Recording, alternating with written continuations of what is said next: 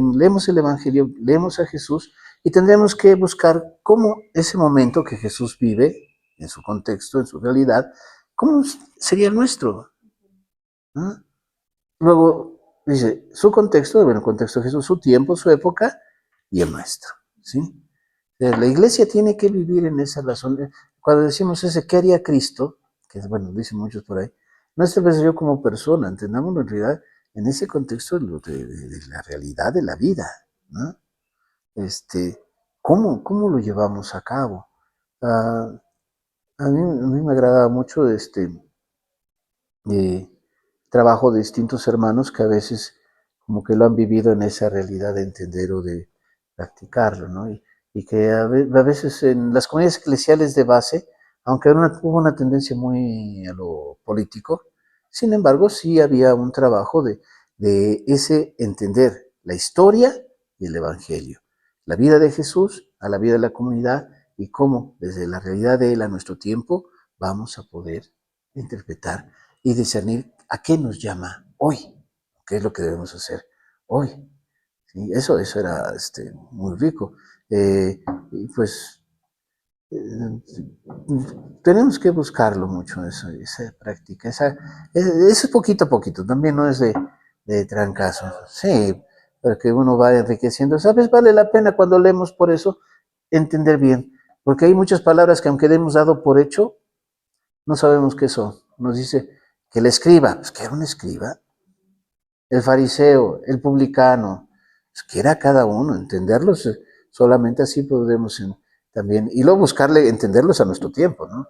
Cuando les digo que les pasaba un doctor de la ley, pues dice Jesús, pasa un doctor de la ley, pues es un tipo letrado de la época. Dice Jesús, un doctor de la ley, pues entendemos como un tipo estudioso de la ley de su época, ¿no? ¿Con quién podemos compararlo hoy en día? ¿Quién sería un estudioso de la ley? Pongamos un ministro de la Suprema Corte de Justicia. Y luego dice, pasa un sacerdote del templo. Aquí no comparamos, entonces sí, a un padrecito, a un obispo, pasa un samaritano, que aunque hoy en día la palabra decimos que es bueno. ¿Quién es el samaritano? En el tiempo de Jesús era gente que todos veían como malos, perversos, gente tramposa, desalmados con ellos. ¿Con quién lo podríamos comparar en esta época? Con un delincuente. Pongamos uno de Tepito, ¿no? Un narcotraficante. Si quieren llegar hasta ese punto, yo lo pondría nomás como uno del barrio de Tepito, que ya hay fama ahí como que son malos. Pasa uno y nos van a transear, ¿no? Decimos entonces la historia que asaltaron a un señor, lo dejaron tirado. Pasó por ahí uno de la Suprema Corte de Justicia, ¿sí? Lo vio y lo fumó. Pasó el padrecito, el obispo, alguien, lo vio. Pasó el de Tepito, lo vio herido, se lo llevó, lo curó y todo. Y todavía se dijo, ay, para lo que falte, ya, yo te lo pago cuando vuelva. Aliviánalo, no, o sea, como digan ellos. Y dice, ¿quién tuvo misericordia? ¿Quién se portó como prójimo de aquel? Para aquel doctor de la ley o escriba que le dijo eso a Jesús, yo creo que le molestaría. ¿Me estás comparando con uno de esos? O sea, a mí religioso, a mí persona honesta, ¿dices que puede ser bueno? Sí, pues con razón querían matar a Jesús, ¿no? Pues es que para un padrecito que digan eso, ¿cómo me estás diciendo que puede ser mejor uno de Tepito que yo? Para un ministro que, ay, por favor, no, Jesús lo está mostrando. Y por eso es que sus parábolas eran a veces sacudidoras. Si creíamos que lo traían entre ceja y ceja por decir cosas bonitas, pues no, es que sus palabras eran fuertes. Y sacudían la forma, ¿no? Pero dentro de ellos está mostrando. ¿Quién hizo la voluntad del Padre? Pues Eso es un tanto ir buscando cómo se va interpretando y a qué nos llevaría hoy esto, porque todavía nos costaría trabajo que nos diga, es que tienes que confiar en los de Tepito. Digo, pero si me sale narco, me sale de la Santa Muerte, me sale de... O sea, nos va a costar trabajo, ¿no? Todavía. Pero bueno, por ponerlo de esa manera. Y aún así todavía nos pone, dice ahí, ese parrafito que sigue, Ujú. Nos ayuda a reflexionar, pero no va a ser tan así. Porque no va a decir, ay, vamos a darle un abrazo a uno de Tepito, entonces. No, ¿qué pasa? Que todas las bolseas, ¿no? No, a ver, ¿cómo va a ser este sentido? O sea, Jesús tiene esa palabra. ¿Cómo la llevamos hoy en día a un punto de reflexionarla? ¿Puede haber ese riesgo de querer todo, tanto actualizarlo, que, que nos lleve como a perder también el sentido de la escritura? O de, de una trampa de ponernos en contra de. Por ejemplo, desde esa idea, como se las planteaba yo, dirá alguien, entonces la iglesia es mala. Porque Jesús, al decir que el sacerdote pasó y no lo curó, entonces los sacerdotes son malos. Todos son malos. No, espérate, tampoco estábamos diciendo eso, ¿no? Entonces la Suprema Corte, todos son malos, ¿no? Espérate, tampoco estamos diciendo eso, ¿no? O sea, tiene un sentido, o sea, Jesús nos enseña algo, pero no caigamos como en radicalismos tampoco, ¿sí? Puede haber ese peligro, que es lo que muchos los llevaba a veces en un tiempo, en ciertas tendencias o nuevas interpretaciones y demás. Cuidado, ¿no? Eh, sí hay que entender bien los contextos, sí hay que traerlos y desde ahí nutrir nuestra vida. Pero también no nos quedemos con ello, hay que volver nuevamente siempre a la escritura. En los franciscanos, su frase tan bonita que hay que ir del Evangelio a la vida, y de la vida al Evangelio. O sea, siempre ver ese mutuo nutrirse para poder hacer un buen ejercicio del mismo. ¿Sí? Si nos quedamos en puro querer interpretar nuestra vida a través de la Biblia, pues sí, es bueno, pero, y si queremos interpretar la Biblia solamente de los principios de nuestras vidas, puede haber ciertos cuestiones. No lleguemos a los extremos tan radicales. Hay que vivir algo sano, un equilibrio sano para ello, ¿sí?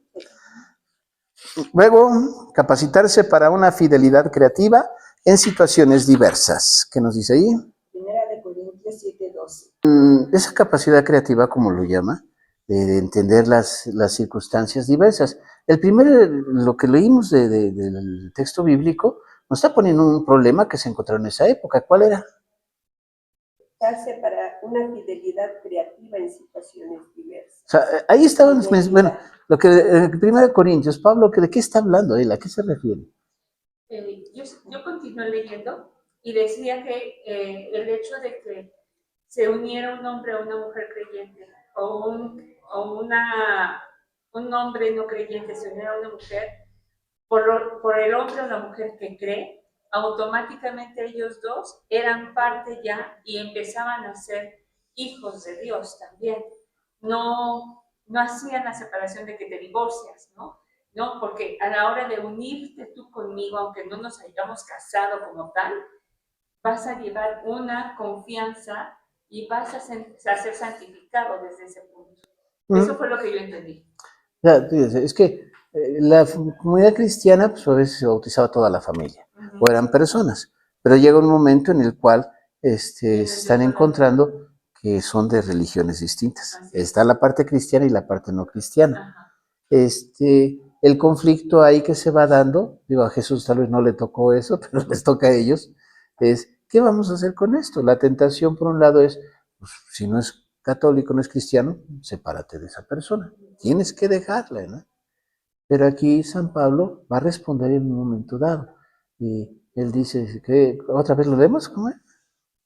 Dice, en cuanto a los demás, digo yo en el Señor, si un hermano tiene una mujer no creyente y ella consiente en vivir con él, que no se divorcie de ella.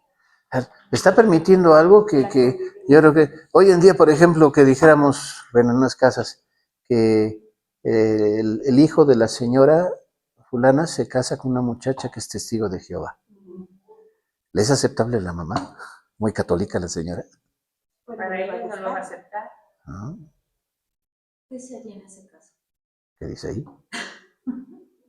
¿Ven? O sea, pero ahí vendría yo, ¿se está casando por convicción?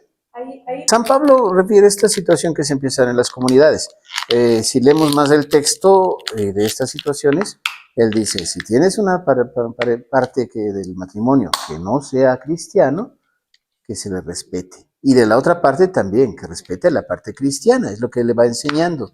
Él responde ya a una situación que propiamente a Jesús no le tocó, pero que desde los valores que él ha recibido del Evangelio va a responder, ¿sí? Entonces él dice, bueno, está bien que le respete por ser el padre y la madre de los hijos, ¿no? Y que se respeten mutuamente, ¿sí? No se le va a obligar a que tenga que hacerse cristiano, ¿sí? En nuestra iglesia actualmente esto lo vivimos mucho como lo que llamamos los matrimonios mixtos. Si una parte no católica se quiere casar con un católico, bueno, se le pide por uno porque tiene que aceptar la validez en cuanto al compromiso, ¿sí? Y ese compromiso de respetar a su pareja en la fe, ¿sí? En un caso así, lo que hacemos es tienen que asistir a la vicaría, bueno, a la diócesis, para que se haga el trámite debido. Se le pide una plática a la parte no católica, en la cual no es de que le vamos a hacer que se bautice católico, no. Se le va a explicar, mira, tú al aceptar te comprometes a respetar, vas a permitirle que viva su fe como cristiano, como cristiana, bueno, ¿estás dispuesto? Órale. Y se hace la celebración en nuestra iglesia, en la cual no sería una misa completa. O sea, no se le va a hacer que recite el credo y no va a haber comunión. Hay lecturas, hay todo, y hay el momento de los votos matrimoniales. Para no hacerle nada, por ejemplo, de que le damos la comunión todos menos a ti, pues no vamos a estar exhibiéndolo delante de la gente, por eso es lo que no se hace. Para no estar tampoco haciendo como que una actitud de estar exhibiendo, evidenciando, no. Ni estarle imponiendo cosas. En la iglesia así lo vivimos. Hay otros hermanos que a veces dicen, no, si te quieres casar con nuestra hija, pues te tienes que hacer de nuestra religión. Si no, no hay boda, ¿no? No, a nadie se lo obliga. Y parte mucho también en esto que a veces con San Pablo vamos a encontrar. O sea, hay situaciones que tenemos que tener esa creatividad, ¿sí? Pero que tiene que partir desde el Evangelio. San Pablo, él va a partir del Evangelio, va a discernir para responder a esta realidad que ahora le va a encontrar. Hoy en día creo que sí hay distintas situaciones que tenemos que aprender a responder y tenemos que nutrirnos mucho del Evangelio para poder encontrar esas respuestas, tener esa creatividad que a algunas personas les es difícil a veces, ¿no? Porque dicen, no, es que ¿por qué? Si antes nos hacía, ahora sí, pues porque antes tal vez no teníamos ese problema. Ahora lo tenemos y tenemos que responder ante él. ¿Sí? Pero es que si siempre, a ver, también cuidado, ¿no?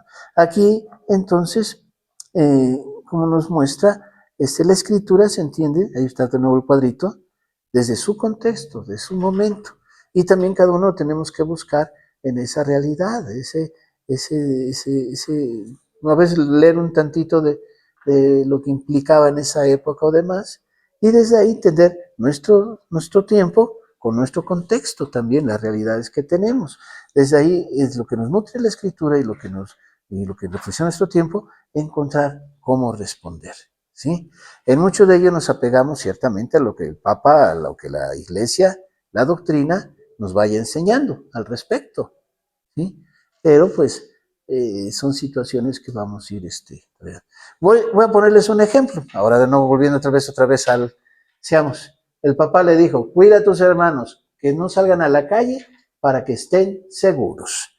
O sea, la voluntad del padre, ¿cuál es?